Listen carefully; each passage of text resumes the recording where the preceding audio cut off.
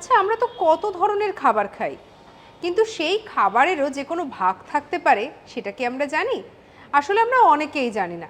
বিশেষ করে আয়ুর্বেদ শাস্ত্র অনুযায়ী ভারতীয় খাবারের রয়েছে 3টি ভাগ। আবার এই ভাগগুলোর যেমন নাম রয়েছে, তেমন সেই ভাগের অধীনে বেশ কিছু খাবারের তালিকাও তৈরি করা রয়েছে।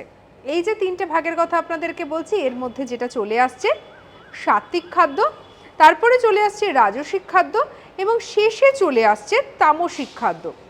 এবারে স্বাভাবিকভাবে মনে হতে পারে যে সাত্ত্বিক খাদ্যটা আসলে কি?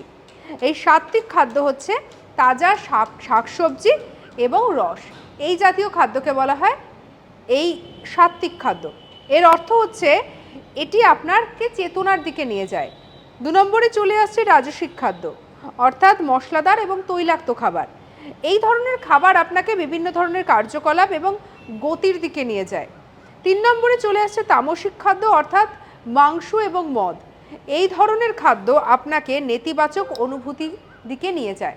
আর এর ভিত্তিতেই হচ্ছে এই 3 ধরনের খাদ্যের ভাগ করা হয়েছে। সঙ্গে রাখুন আজ তাক বাংলায়, অজানা খবরকে জানার জন্য সাবস্ক্রাইব করতে ভুলবেন না।